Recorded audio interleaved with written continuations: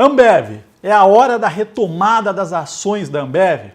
Bom, desde o resultado do primeiro trimestre de 2021, as ações vêm performando relativamente bem e muita gente tem me perguntado, se esse movimento é uma mudança de fato na empresa. E vamos lá, para entender esse movimento de alta, vamos entender um pouquinho do case de Ambev.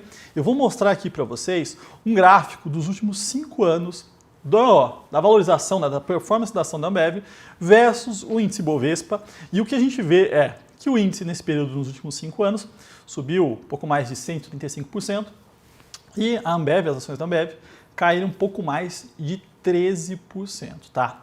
Então existe aqui um movimento estrutural, em que a Ambev ficou para trás e eu vou mostrar o porquê, tá? O que tem acontecido com a Ambev nos últimos anos em relação àquele case de crescimento, que foi muito forte há uma década atrás, tá? Primeira coisa importante, a gente olhar aqui para o volume de vendas, tá? Então a gente está falando de hectolitros aqui da Ambev de 2015 a 2020. E quando a gente olha para esse número, o que a gente vê? Praticamente uma estabilidade, até uma queda. O CAGR, que é a taxa de crescimento aí no período, ficou negativa em 0,39, ou seja, o volume de cerveja vendido pela Ambev não cresce. Pelo contrário, tem uma leve queda. Quando a gente observa o EBITDA, que é uma métrica de geração de caixa ajustado, o que a gente vê? Algo bem parecido. Então, começou fechou em 2015, acima dos 22 bi, 2021 com a pandemia aí 21 bi e meio. E quando a gente olha para o CAGR do período, a gente vê aí uma queda de 1%, ao ano. Então, assim, as métricas de rentabilidade da empresa têm se reduzido ao longo dos anos. Com o lucro também não é diferente, tá? Então, peguei de 2015 para cá. Em 2015, a Ambev entregou pouco mais de 13 bi de lucro líquido. 2020, 12 bi, a gente vê que não foi unicamente 2020, O período todo mostrou uma queda também, uma queda próxima a 1% ao ano, pegando essa taxa composta. E o ponto para a gente entender é por que a empresa tem praticamente ficado parada, tanto do lado da performance das ações, como também, o que é importante, é o lado operacional da empresa. Eu vou mostrar aqui para vocês alguns pontos que são importantes nessa tese de investimento. Pessoal, e antes que eu me esqueça, então estamos aí quase no prazo final para entregar o IR e a Levante, junto com o escritório VBSO Advogados, preparou um e-book completíssimo, tem 30 páginas explicando como declarar as ações no seu IR, tá? Então, um trabalho bem detalhado, importante nesse momento, é gratuito, o link está aqui embaixo, baixem seu relatório aí para ajudar vocês nesse momento aí de declaração de IR, então não podem esquecer de declarar as suas ações, tá certo? Bom, quando a gente olha para a tese da Ambev, eu fiz um vídeo no ano passado, praticamente um ano, falando que eu não gostava, que eu ficava fora das ações da Ambev. Eu gosto da empresa, acho uma empresa boa, mas tem que olhar para preço, tudo que está acontecendo. Do lado estrutural, quando a gente olha para o mercado e para penetração da Ambev, o que a gente vê? A gente está falando basicamente aqui de cervejas. Existem outras linhas de refrigerantes, sucos, entretanto, o que representa grande parte, o que é relevante para o resultado, a gente está falando aqui de cerveja. É um mercado extremamente penetrado já. Então, no Brasil, as pessoas têm o hábito de tomar muita cerveja.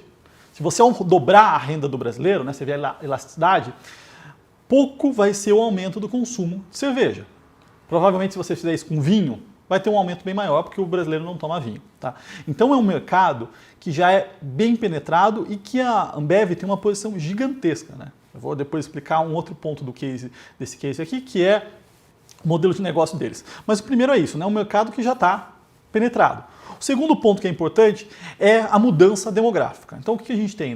A base da pirâmide se reduzindo. A taxa de natalidade no Brasil vem caindo, ou seja, os jovens, a quantidade de jovens na pirâmide etária tem se reduzido. E um ponto importante para a gente analisar é jovens têm o hábito de beber mais. Então, conforme você vai mudando a sua estrutura da pirâmide etária, ela vai ficando maior na parte dos mais velhos e menor, se reduzindo na parte dos mais jovens, você tem uma mudança estrutural no consumo. Você tem uma mudança, se a gente pensar aqui, quais são os setores que acabam se beneficiando mais dessa mudança etária, Saúde, por exemplo. Então, cada vez mais, essa mudança da estrutura ajuda o setor de saúde, mas do lado de bebidas alcoólicas acaba tendo um impacto negativo.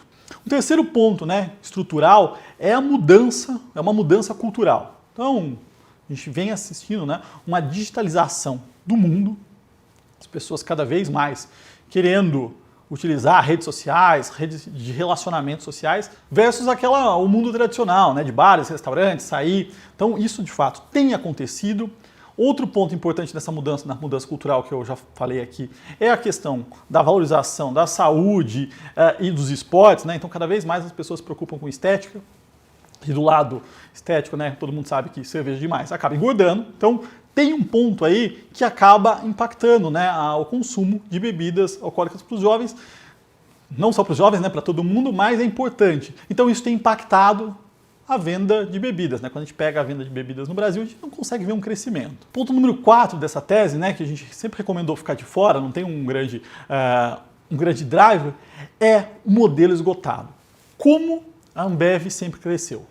Fazendo aquisições, né? Então o que ela fazia? Ela comprava marcas, botava embaixo do arcabouço dela, né? O que ela tinha? Ela tinha um diferencial competitivo, ela tem logística, ela é a maior, né? Gigantesca, então na compra de insumos isso ajuda bastante, processo produtivo. Esse modelo se esgotou, ela vem reduzindo nos últimos anos aí o market share dela, mas ela tem por volta de 60% do mercado. Qualquer compra relevante, o CAD dificilmente aprovaria, tá? Então, o modelo de negócio, historicamente, da Ambev foi via inorgânico, né? Ou seja, fazendo aquisições. Isso já está esgotado, né? A gente vê isso pelos números, a empresa mesmo sabe disso. Então, mudou aquele paradigma, né? Aquele modelo de crescimento da empresa. Então, você pega um mercado que já não cresce mais, mudança de cultura, e ela tem um modelo de negócio um pouco impactado pelo tamanho já, né? Impossível ela fazer aquisições grandes dado esse tamanho. E o quinto ponto é o público, né? O mercado está cada vez mais exigente. Então, quando a gente entra no mercado, a gente vê uma quantidade infinita de cervejas, né? Cervejas artesanais, que são mais difíceis de você colocar um método produtivo aí em escala, tá? Então, acho que esse é um quinto ponto da tese, para vocês entenderem o que é o estrutural versus o que está acontecendo e se de fato tem alguma mudança, tá, pessoal? Então por isso que é entender o case, olhar para os números e ver se algo mudou, e aí a gente vai ter de fato uma retomada ou não. Bom, olhando mais para o curto prazo, peguei aqui Ambev versus Ibovespa no último ano, e o que a gente vê, a Ambev subiu 38%, o índice Ibovespa subiu 54%, ou seja, mesmo uma melhora recente, a Ambev ficou para trás do índice Ibovespa, mas quando a gente pega, né, o resultado do primeiro trimestre, né, que mostrou um forte crescimento, quando a gente olha em relação ao ano passado, eles não destoaram muito da média, tá? Então aqui, quando a gente olha para volume, né, teve um crescimento no primeiro tri, contra o primeiro tri do ano passado, de 11,5%, mas quando a gente olha para o trimestre de 2019, está muito próximo. Quando a gente observa também do lado do EBITDA, então o EBITDA aqui saltou 25%, foi para 5,3 bi, mas quando a gente compara com 19, ele está muito próximo. E o lucro, né, deu uma porradinha, saiu de 1,2 bi para 2,7 bilhões, um crescimento de 124%, mas não é que ele saiu do patamar original. A Ambev está voltando para o patamar original de rentabilidade dela, mas original 19, 18, 17 ali, porque no começo de 2020 eles tiveram um forte impacto, tá? Então não que algo mudou estruturalmente. Eles fizeram algumas mudanças, né? Implementaram algumas marcas novas, correram muito para o B2B, né? Ou seja, para o consumidor final via aplicativos, né? Então tem aplicativos de entrega para o consumidor final, buscando ser rápido, entregar bebidas geladas. Tudo isso ajudou, tem ajudado, mas não aconteceu algo estrutural, né? Por quê? A população brasileira ainda é muito penetrada do lado de cervejas, a gente não vê um crescimento explosivo, isso aí. O modelo de negócio dela ainda continua esgotado, né? Ela tem que buscar um caminho novo. Então não teve uma mudança em todos aqueles pontos que eu apontei ali da tese de investimento da Ambev. Então não aconteceu uma grande mudança, uma ruptura, sim um ajuste aqui, mostrou bons resultados, sim, mas não saindo daquela tese de investimento que eu apontei aqui.